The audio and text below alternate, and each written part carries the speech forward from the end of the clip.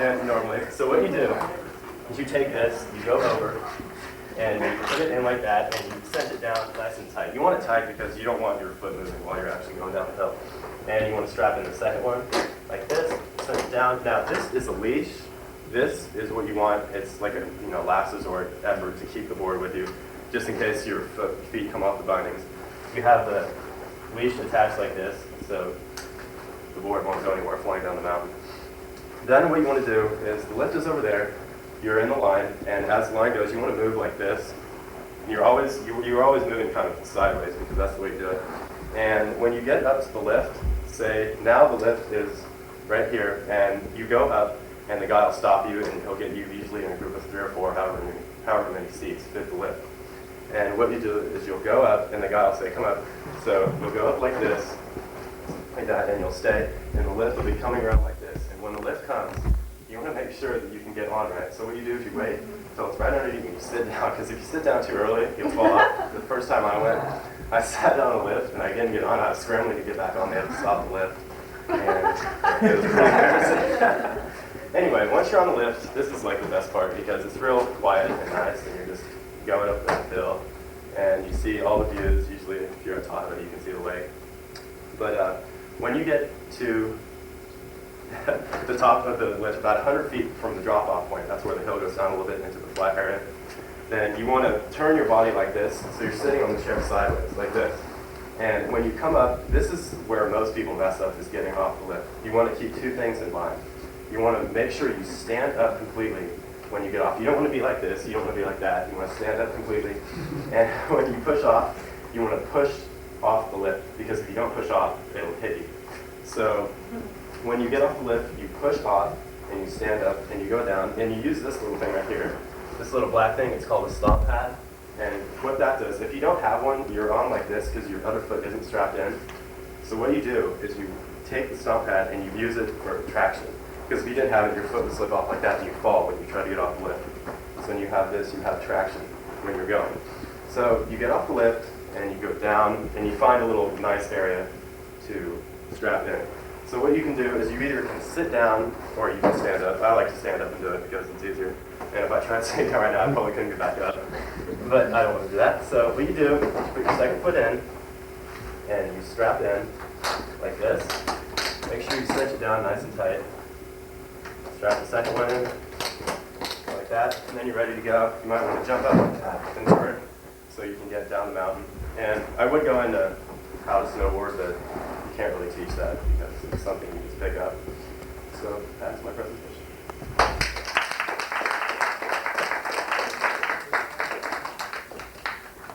4 minutes, 45 seconds. Questions? Is that a good board? Are those good bindings? This one Lamar, it's not that good. I paid $150 for it on What sale. about the bindings? The bindings are all new bindings. They're alright. I paid $100 for them.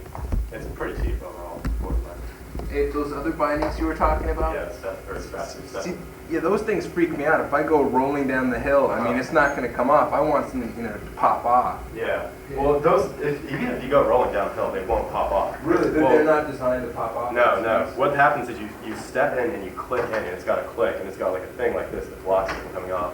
And to get them off, you just lift up the lever. To But get you them off. can't, like, set them to pop off in a I certain... don't think so. Excuse? Once I was that. Excuse, you can do that. Yeah. Since you started snowboarding, how many times have you actually fallen down? Falling down? Yeah. Over 100.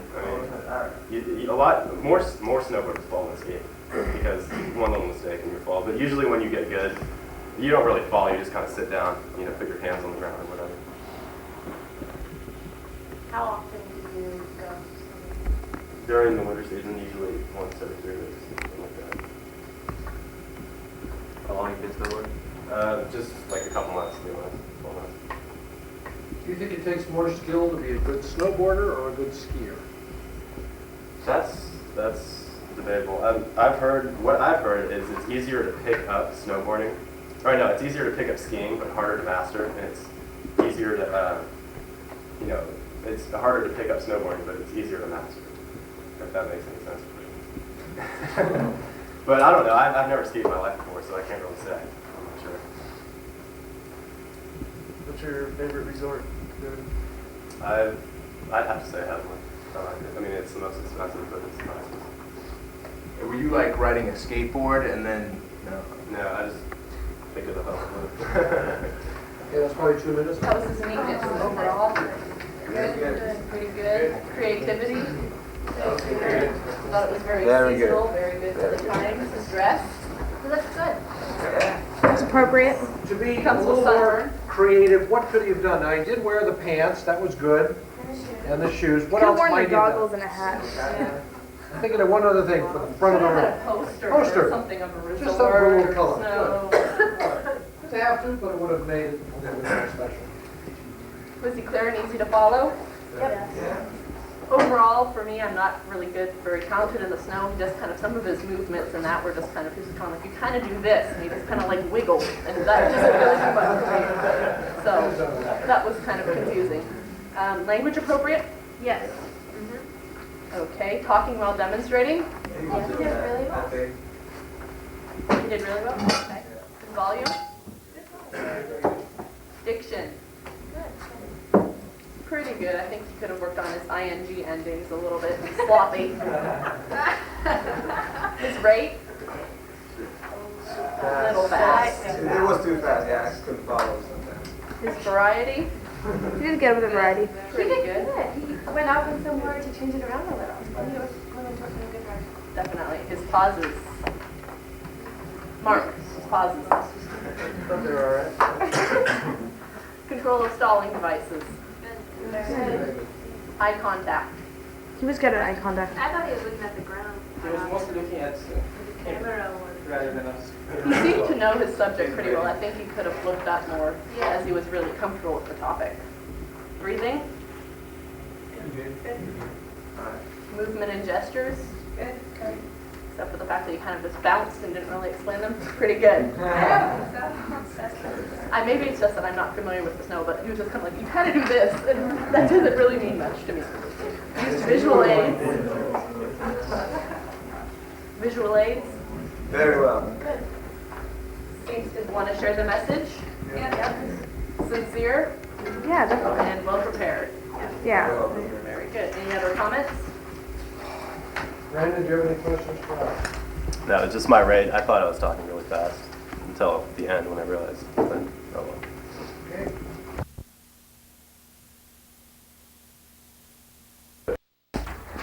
Holy cow. Now that everybody's attention. Sorry about that. Now that I have everybody's attention, I'd like to ask you a question. If you guys think the Second Amendment and the Constitution are important things in our society, then you're going to want to listen to my speech. Today, I'm going to talk about gun control, intro about gun control, why gun control doesn't work, and opposing arguments. I'm going to address a few opposing arguments so that I don't have to after the speech. So first of all, gun control, you guys might not know what the exact definition is. It's the government trying to take control over guns and limit the citizens to using their guns or having their guns. And I'd like to tell my past about guns and gun knowledge. My father's a hunter, my grandfather's a hunter, my great-grandfather's a hunter. So guns have been in our family for thousands of years, hundreds of years. And ever since I was 4 or 5 years old, I've always been around guns. My father taught me the right way. I've never misused a gun or anything like that, like you see a lot today on TV. And ever since I was just a little boy, I've always known, and it's always helped me because I've never misused a gun or anything like that. Now, I'm going to go to why gun control doesn't work. I don't really have any pathos, but I have some logos. Guns were only used in 52% of the homicides in 1998, and that is from the FBI Uniform Crime Report. Only 52% of guns were used, or 52% of the weapons used were guns in homicides in 1998. And also, that means 48% were other things such as knives or any other type of weapon you can use to kill a human being. And I've also made this chart. If you guys can read it, if you can. It's just a big, huge chart of numbers of certain types of, certain ways of dying and what the age groups are up here and how many. This is how many a year. And these are accidental deaths. And as you can see, I've put a box for our firearms. And as you can see, most people are worried about children killing themselves with firearms and guns. And you can see that poisoning is 30, pedestrian accidents, drowning. For children ages 5 to 14, drowning is only 350, and you can see fires is only 260. But firearms is 80. Only 80 children ages 5 to 14 die by accidental deaths from firearms. And you can see other causes. There's a total of 92,200 deaths a year, accidental deaths. I don't know. That just doesn't make sense to me. But that's irrelevant to what I'm saying. And you have the other causes, which can be anything else besides what's listed on there. And gun control basically started in the 70s, and from 1976 to 1996, there's been a 36% drop in intimate homicides, which is boyfriend, girlfriend, or husband and wife, or things of that sort. And more than half the inmates in jail right now who used a gun to murder someone were under the influence of the drugs. So you don't want to point the blame at the gun necessarily. You want to blame other things such as alcohol or drugs or whatever drug they may have been on at that time. And that is from the Bureau of Justice Statistics book. And now I'm going to address some opposing arguments. A lot of people think that, okay, this is accidental deaths. What about intentional deaths? And we can use gun control to limit that in whatever way we can. But I'm going to paint a scenario for you here. Say I live in downtown Oakland, and I'm a gangbanger, the Bloods, and one of the Crips just knocked off one of my buddies, and I'm like, oh man, I gotta get him back. What am I gonna do? I gotta get a gun. I don't have one on me right now. So I'm not gonna go down to the local gun store, go in, have my 15-day waiting period and my background check. That's not gonna work because I'm a criminal. I don't care if I break those minor laws. I'm just gonna go out to the local black market or whatever, grab a gun and go blow the guy's head off or whatever. And there's nothing really the government can do except, I guess, more police enforcement to limit that. Because if the criminal wants the gun, he's going to get it one way or the other, even if he has to go to Mexico or smuggle it across the border. But there's always a black market available for things of that type.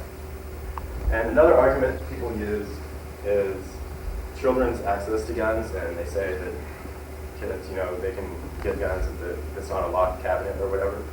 But ever since I was little, I think it's the parents' fault because if they educate their children about guns, then it's never going to happen because I will use myself as an example because I was raised the right way, not to misuse guns or whatever, and I wouldn't even think twice about going in when I was 10 years old, showing my friends, oh, look at this gun, and accidentally blowing his head off or whatever.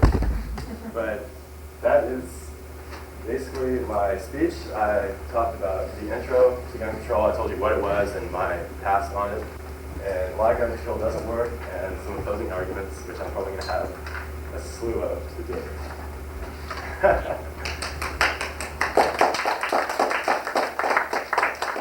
546. So I have a question. When you said that 52% of homicides were caused by guns, as if, half big deal, that means to me that That's over half. lack of gun control in the United States more than double the homicide rate, which is actually a horrifying figure in support of gun control. Yeah, but most people think that at least when I think of homicide, I think of a gun being used. But it was a shock to me, or not a shock, just it was interesting to see that it was only 52%. I thought it would be up in the 80s or 90s. I know it's more than half, but people use other weapons, for the other half. You don't hear anything about knife control or, Because more than half of the deaths are caused by guns, so that's Guns are the biggest single contributor. the Yeah. biggest. What do you think about statistics like there's 23,000 gun deaths in 1999 in the USA, whereas in England or something there's about 179? how many people live in England? It's very disproportionate. 200 compared to 23,000. 200 is about like 0.2%. Their population is at least more than half of ours. Yeah. So they should have at least 11,000 approximately. Well, like I was saying, the example, I guess gun control, it just doesn't seem like it's going to work to the fullest extent. It seems like it has more negatives than positives. Because, like I said, Well, like I said with the criminal thing, is he can get a gun wherever he wants. Even if they outlaw guns completely, there's still going to be guns there for the criminals to get. There's just no way around it. How come criminals can't get guns in other countries though? Okay, let's have someone else. Ask and answer. Let's more questions. Okay. I don't understand your accidental rape thing here. I understand homicides because most of the time if somebody wants to kill somebody, they'll find a way to do it regardless of a gun. But But your you accidents. hear on the TV that there's tons of accidental deaths with guns. Okay, but that'd be 900 lives out in spare 2 because minutes. of because of firearms. Yeah. But if you have more drowning like precautions for pools, I would say 4,100 lives. One more question over here. But swimming is not hazardous. No, it is hazardous. Well, but it's firearms hazardous are meant with to the- kill, right? Swimming isn't meant to kill people. But it does. It kills. Look how many more people it kills than guns. You willfully go into that, you don't jump in front of a bullet. Yeah, but I'm talking. This is accidental deaths. This is. Accidental deaths don't have anything to do with homicide. Okay, that's it. This That's our doesn't have to critique, do with please. homicide. Critique, All right. please. Next speaker again, ready, please? All right, I missed Brandon's last presentation, but I was told that he needed to work on his diction and his use of pauses, and that his movements were somewhat not really clear, not really well explained. So today, his attention step was to throw the ball at Z, very good, kind of silent, but, and his reason to listen was your constitutional rights about the Second Amendment, right? Yeah. Okay, and his initial summary, he had one about the 3 steps, and his ethos was the family history of hunting, how his grandfather and his father and his great-grandfather had all been hunters. And his appearance, I think he's dressed pretty well. He's got the tie and the coat and collared shirt. His language clear, I think it was pretty clear. I think his enunciation was a little bit shaky at times. Easy to follow.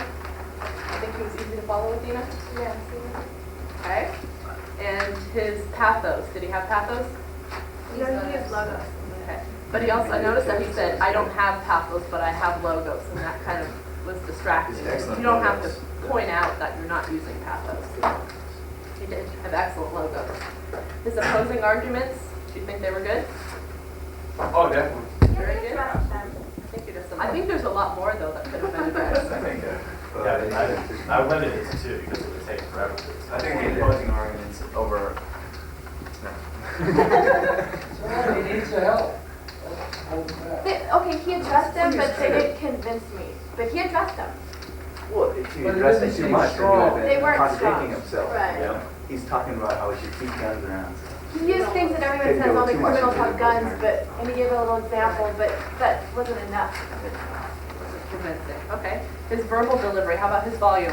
Good. Very good. His diction, I think he's really improved. I think he improved. He still talked under his breath a little bit. A little bit mumbly. He did that. His rate, I thought, was very good. What do you think, Jamal? His rate, I thought his rate was pretty good. A little fast? Yeah. Okay. His variety, I thought it was pretty good, somewhat monotone at times, but overall I thought it was It's pretty good. improved from the other Much, times. definitely improved. His use of pauses, He could use some more, but I think he's getting better. okay. His control of stalling prices, I don't think I heard the bell. The only thing, he kept saying whatever, like at the end, he'd Whatever. say or whatever. I don't know if anyone else heard that, but Pretty slang, okay. When you say whatever, what does that give you the feeling? like He he's really really cared. You don't really care or know. So that's not a good one. And his whisper, I didn't really hear a distinct whisper. I was trying to say when I was explaining the chart, I didn't go to a whisper, I just lowered my voice. Okay. I definitely heard the yelp with the 80 children die. And nonverbal, his eye contact, pretty good. He looked down a little bit, but overall pretty good. His breathing was definitely very good. His movement and gestures, pretty clear, Yep. pretty comfortable, okay. His visual aids, Pretty good. pretty A good. little hard to read all This one was kind of small, and also I think he could have gone all the way across it in all the different age groups. His final summary, he had one, and response to questions. Okay, Good. good. He seemed to want to share the message. Yeah. He seemed sincere and Yep. prepared and well rehearsed. Good. All right. Any questions for us? I think I should get extra points for doing this in Marin County. So, anti-gun.